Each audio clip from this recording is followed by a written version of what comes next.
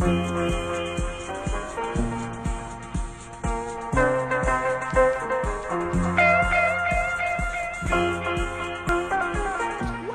this is John. This is a video on how I make sushi, and right off the bat I'd like to say that I don't know everything about making sushi, and there's a lot of things that I messed up on purpose, so yeah, it's just an explanation of what I do to do it.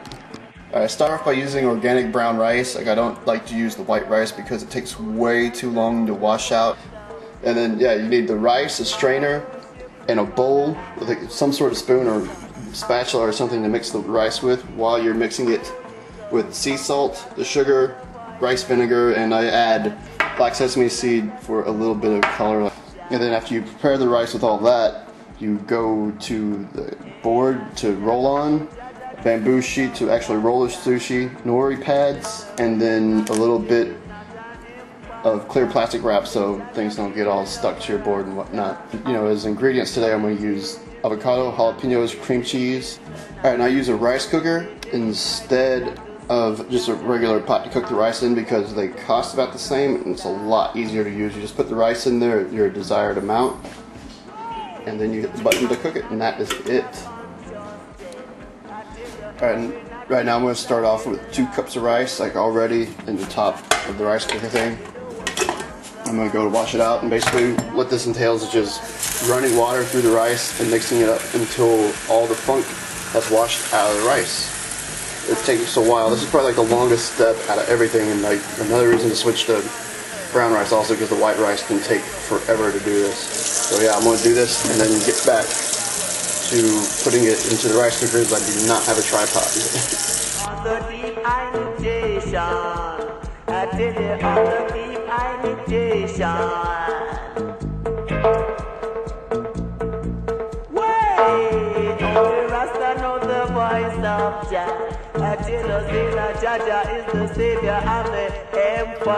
Alright, this is about what I clean it out to. I wait for the water that runs off of the rice to get to like some sort of reasonable amount of clarity, and then I'll go one more time after this, and then I'll be just about done after I run it through the strainer.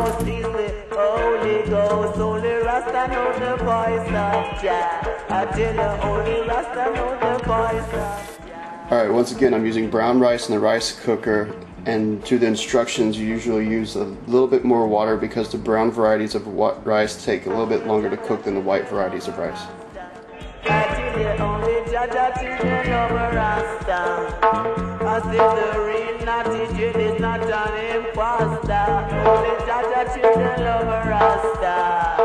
Alright, this should take about 50 minutes or so. Alright, now I'm going to show you how to prepare the vinegar for the rice, like after it's made, after it's cooked. Alright, let's go ahead and turn the flame on high. It's real scientific. I just put salt in there until I feel like it's enough.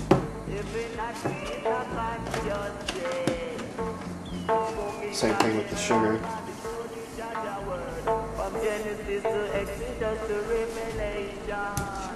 Right, and then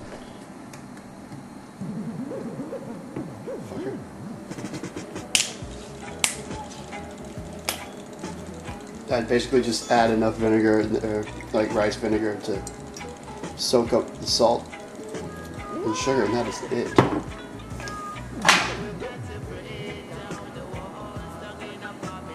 Alright, so basically the vinegar combination that you made with the salt and sugar is going to be the stuff that makes your rice sticky and make it stick to the nori pad and stuff like that, so you're able to roll it.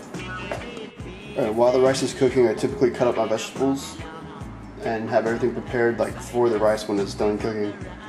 Alright, the only thing tricky about cutting jalapenos is when you cut them up, like you first cut off the tops, then you cut them in half or quarters or whatever, and then you want to remove all the seeds in this white part that are inside the jalapenos, because that's what's going to just be like way too hot for you to eat. And if you just cut it down to where it's all green, you'll get like the actual pepper taste of the jalapeno, and you're not going to blow out anybody's taste buds or anything like that. Alright, this is what your jalapenos end up looking like, and after you cut your jalapenos, make sure you go wash your hands pretty well, because you're going to end up rubbing your eyes or scratching your balls or something in your life. It's going to suck for a few minutes. Alright, I will show you how to cut up an avocado if you don't know. Alright, what I do is I cut the avocado in half, and then the half that has a seed in it, I cut it in half again, and so after that, the seed is real easy to get out of the avocado, and you don't have to mangle the whole thing to do that. Alright, now that I have my vegetables prepped, I put them into the refrigerator and wait for my rice to be ready. Alright, when your rice is done cooking, the orange light is going to be on your rice cooker to say that it's keeping the rice warm for you. And at this point in time, basically the rice is totally cooked, and there's going to be like a film or like a thin layer of rice on the bottom of the rice cooker that you're not going to be able to use. This is a lot better because the rice will definitely not be burnt, as what usually happens when you use the typical stainless steel pot to cook your brown rice. And then to mix the rice in my wooden bowl, I keep sesame seeds in there just to make it look different. It looks kind of cool, and I use a fan instead of like a hand fan that they tell you to use typically when you're preparing your rice mix, because it's a lot easier. You don't have to sit there and like hold down the bowl, fan it, and mix it up like all at the same time.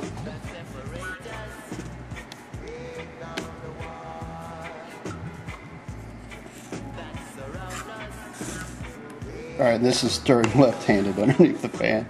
You can tell like after you add that vinegar solution like to your rice, it starts to become really sticky and sticking to the spoon.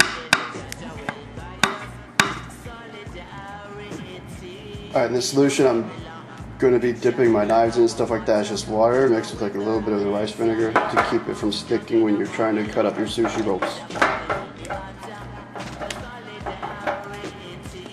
Alright, at this point in time I'm ready to roll. I've taken my vegetables out of the refrigerator. I have my rice set up and I've kind of marked it off. So I'm planning to roll 4 rolls because I have 1 avocado, quarter avocado per roll.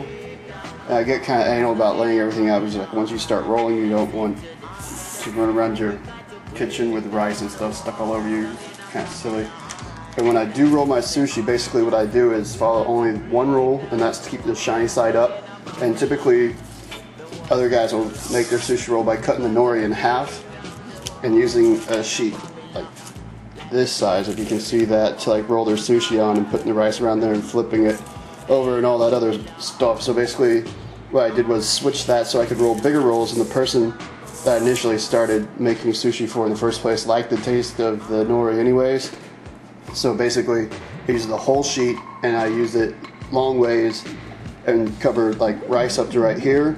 And it makes it a lot easier for me to like roll up all the ingredients and stuff like that into my roll. Alright, so basically, yeah, I have the ingredients for my last roll right here, which I rolled up like on a whole sheet of nori, like past the halfway mark just a little bit. And then here's a shot of the nori, like reverse side, like you flip this over and put the ingredients on top. And then you roll it up from there, and I'll show you a little trick on how to roll it up like here in a second. And then after you do roll it, you can leave it in the saran wrap like that for storage, or you can just go ahead and cut it up for eating, like how I did right here. Add a little bit of wasabi sauce and you're ready to go.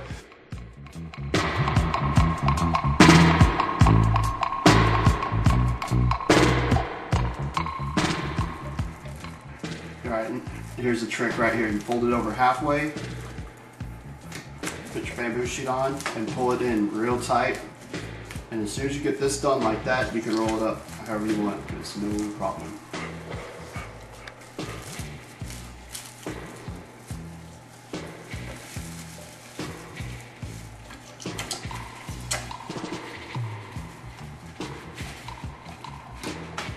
Make that look easy, huh?